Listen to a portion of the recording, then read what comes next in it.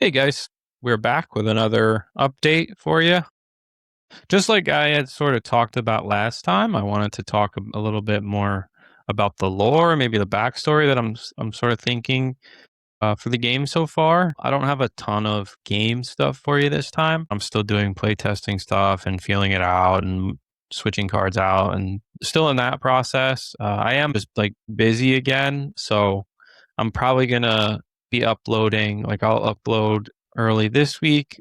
I'll upload Friday or Saturday, and then I'll upload probably just once a week going forward at the end of the week. That way, just able to give updates on how things are going and if there's anything else I want to talk about and things that have come up. So now I'll probably go a once a week format, just so everyone's aware. So for lore, I think it's very important as someone who world built a lot in D&D as a DM. I have a good time with it. The things I don't love generally when I world build is like just making random names. So I would get a lot of times caught up in I want what are the main towns around where we're starting? What are the names of the towns? What are they good at? A lot of times towns are, some sort of named for either one of their main exports or yeah, just like things that they're known for that are important to them. So you go through, you name all the towns, you figure out sort of how they fit into like the overall scheme of the economy and just trade routes, what's around them, things like that. So that's not bad. I don't mind the broad strokes of putting that stuff together, but a lot of times I would get caught up in a lot of like minute details of there's a shop, what's the shopkeep's name? What kind of stuff do they sell based on, the surrounding area? And then what are all the names of all the main movers and shakers in this town? And then when you spend a little bit of time on it, you're like, well, this makes sense, but then I need to add this in and that. So you go down that, all of a sudden you have the shopkeep's wife's name, why the shopkeep's wife is important, what she does. Oh, she's good in the community, and now she owns an orphanage. Who's like the main kids? Or one of these kids is in trouble, and you just like because you want the world to be so open and able for the players to do kind of whatever they want and be prepared for them to go down any route and be able to organically throw things at them because they already exist. So you're just throwing them like random hooks like that. Obviously, that's not going to be the same in the card game, right? So I am making cards. The cards are all going to have names of, so event cards will have basically names of quests or situations you find yourself in, and then the effect, the mechanism on the card will sort of fit the theme of whatever the card is. So I think it'll be transition well from thinking of D&D quests and side quests and stuff like that and fitting those into cards. I don't think there will be any shortage of ideas for cards and for titles of cards and little quests and side quests and things like that. Right now, I think the struggle is more whittling those things down. I would like to make it feel like, you're just an adventurer in that, that you find yourself in this city.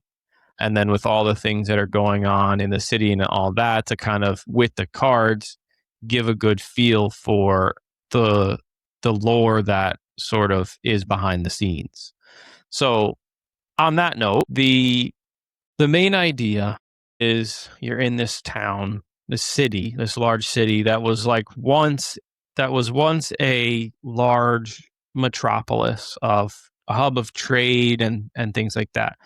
It had, because it was so popular and so powerful, there were a lot of surrounding other kingdoms that would come to attack it and kind of try to take it down and obviously gain some of their resources. Because the city was so well off, they were well trained. They had a lot of like fighting age people. It was a massive city. So they never were really able to be conquered. So they were able to, flourish. The king and the king's bloodline and all that, they were in power for a long time. And so this allowed them to kind of take hold in the community. Everyone was really, for a long time, everyone really got along. They had a lot of pride in their city, and that it only strengthened their ability to defend. When you really believe in something and you're willing to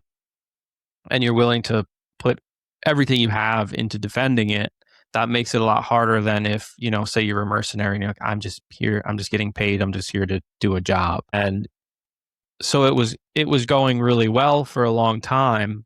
And then the royalty began to get a little bit greedy, and it sort of slowly over time deteriorated into taxing the people way too much, expecting a lot of these people with not much in return. Things that just will gradually over time grate on you, and will slowly make you, not appreciate what once was something you were so prideful in. And so the people remained fairly close with one another, but then they began to turn on the royalty and the royal class. And so a lot of riots and, strikes of sorts. Strike might not be the right word, but things like that, where they're, outward protests against their governing body began, and it caused more of a rift than was there before, just strictly based off the greed. Now there was a reason for them to think of their people as adversaries in a certain respect. And so even more so, resources were cut off and things like that. The royalties sort of started keeping to themselves. Trade dried up because the people were, not producing as much. People didn't really want to come in and trade because of the state of what was going on. So trade in general to the city dried up, and even like imports and exports. And just over time, the rift had grown to a point where it was really hard to overcome. Now, that happens a lot in civilizations. I think just over time, you see the cracks, and they just kind of warp over time. Now, this being a medieval fantasy type setting, the magic users that lived there, because of the divide between, the upper class, the royal class, and the rest, had grown so much that in big cities, if you pick up a sword, or a dagger or whatever, it's a weapon still, but it's something that, if you can't reach me, if I'm in my castle or whatever, then you're not going to be able to get to me. But with magic, there's just a lot that needs to be controlled, and you just can't. There's just too much about it that makes it hard to control. So they started getting rid of, not just limiting, but getting rid of, like excommunicating anyone that wasn't a royal class or a royal servant, their guards and things like that. Their like personal militia. They were allowed to have magic, but people in the community, in the greater kingdom, weren't allowed to. They were excommunicated. If they weren't, they were taxed beyond what they could afford to stay there and give up. So they left. A lot of them left. Most of them left. So that inherently isn't the worst thing in the world. It's going to make you less productive, but you still have a massive city of people who are, people will fill in those spots. Now, it coincided with, or it was almost more caused by that's the myth and the rumors that the dragon that is the main antagonist moved in nearby from distant lands and moved in a local mountain range. Now, dragons are magical by nature, and so it's said that they sort of have an innate sense for magic. So the myths are that the dragon moved in because the aura of magic around the city had dwindled to a point where he knew he could move in and have really no competition. There will be no threat from the kingdom,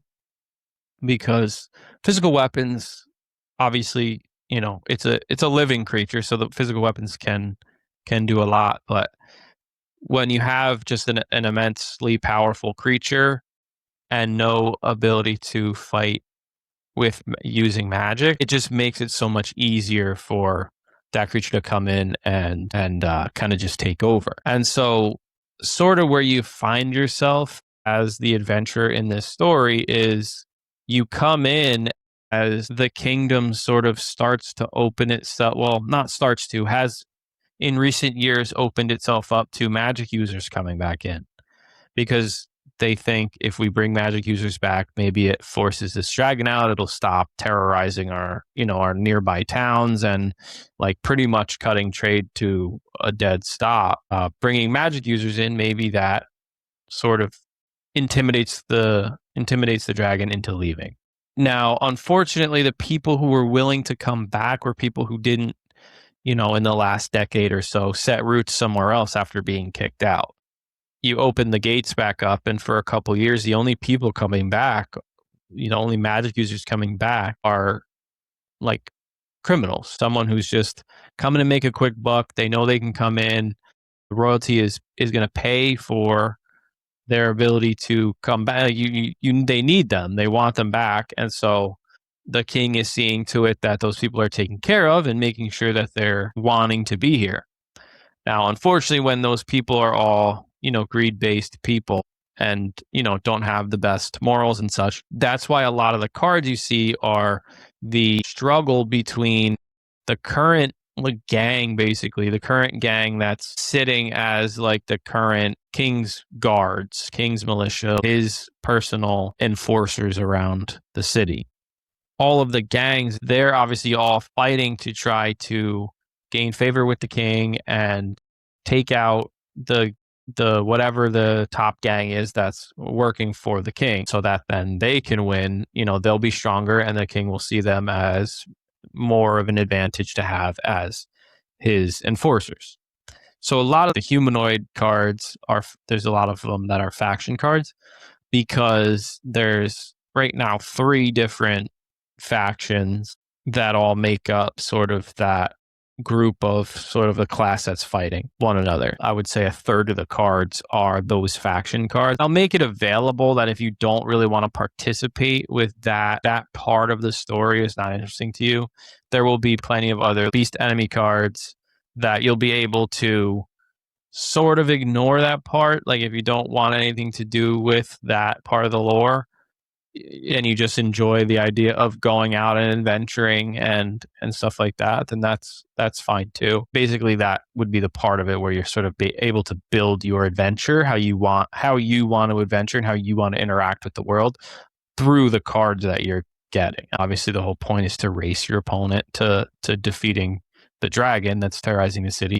So just doing that as quickly as possible with whatever you think is the most fun thing, to the most fun decks to use to serve that purpose. So just a quick lore dump for you guys. Obviously, this is probably not going to be super interesting to a lot of people, but I just think it's important. I just think maybe not right now, but in order long term to like have a good idea of what I'm trying to achieve with the cards, that I think it'll be very important long term. So I just wanted to kind of keep you guys in the loop on what I was thinking on that. I'll be back on Friday or Saturday with another video. I had some ideas on some spells with, like I said, with magic being very important as your adventurer being someone who moves into the city because of coming back and having, seeing an opportunity because you're a magic user. So thanks, guys. Comment, all that good stuff. That's always very helpful.